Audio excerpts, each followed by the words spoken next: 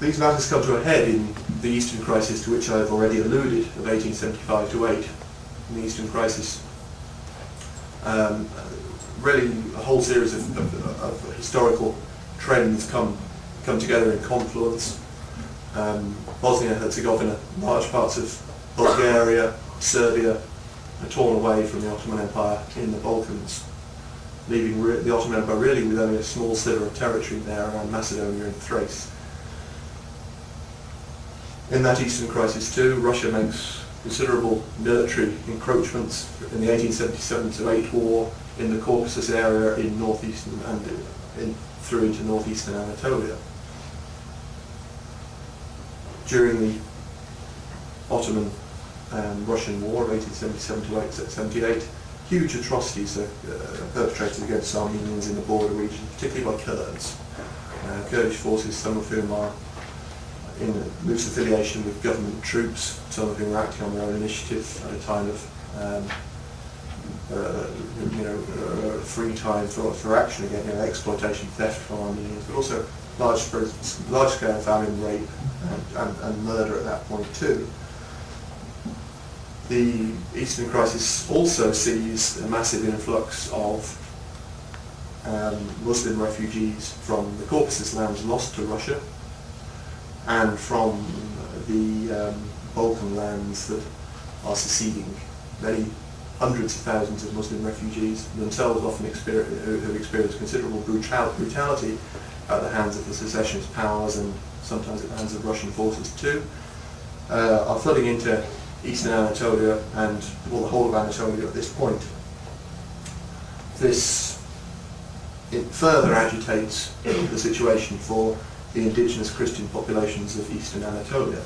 These refugees are themselves dispossessed. They themselves seek to dispossess and often seek vengeance upon indigenous Christians within the Ottoman Empire as a sort of revenge for what they've received at the hands of other Christians in the Balkans and at the hands of Russian forces. So they see the Eastern Crisis brings together a whole host of different historical factors, and the common denominator of which ultimately is the suffering of Armenians in the eastern provinces. Now, this is not a new factor. Anyone who knows anything about late Ottoman history and the Armenian existence in eastern Anatolia will know that some of these factors in themselves are not new. What's new is the scale of Armenian suffering and victimization at this point. This really explains why it is that the Armenian question is brought to the international table at the end of that Eastern Crisis.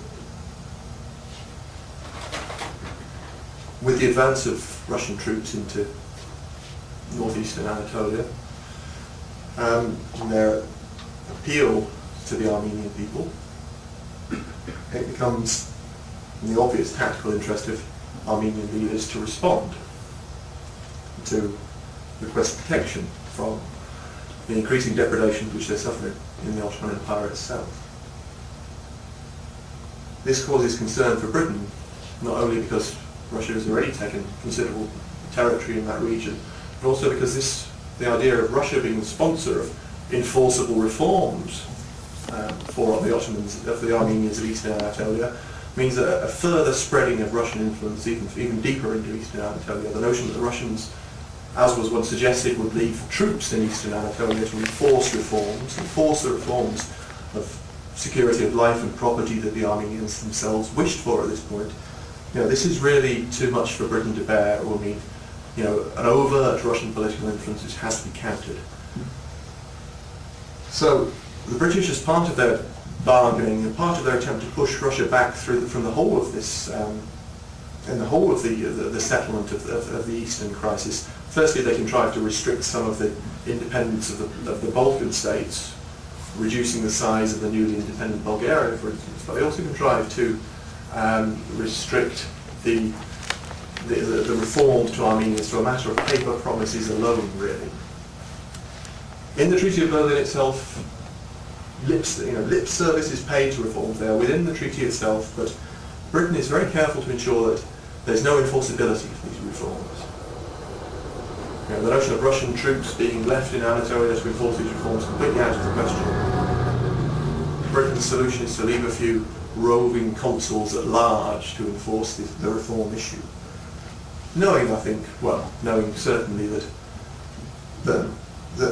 this is going to be an ineffective thing, that this is a sop, an attempt to make Britain look concerned, an attempt to keep a certain amount of influence in the Armenian community away from Russia, keep it within the British scope, but also to try and keep Istanbul on board in a way too.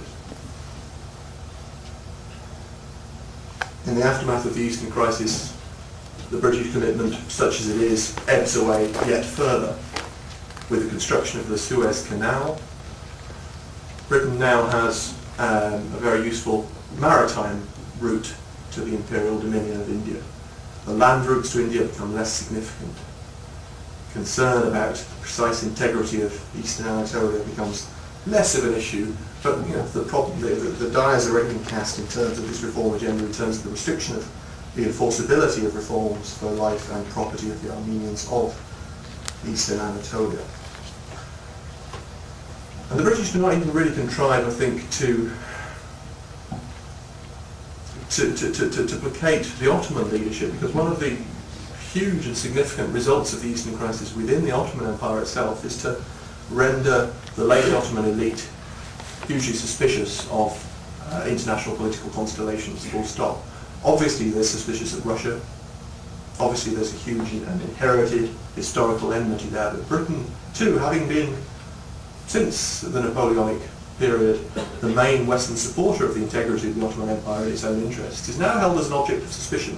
Because even though it hasn't actually pushed the reform issue, it's paid sufficient lip service for it to keep the Armenian community of Eastern Anatolia interested, to keep them appealing to the great powers, to keep the idea of reform on the international table. If only notionally, and the Ottoman elite under the new Sultan Abdülhamid, who comes to power, Abdülhamid II, who comes to power during the Eastern Crisis, is very cognizant of the example that Bulgaria's secession from the Ottoman Empire has set.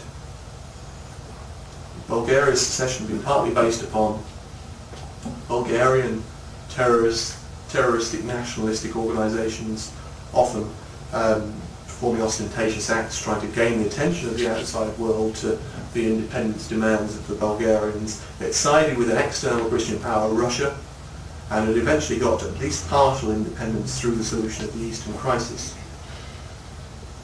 From that point onwards, there's a model in the mind of the Ottoman elite about how Christian minorities within the Ottoman Empire are going to go about seeking independence.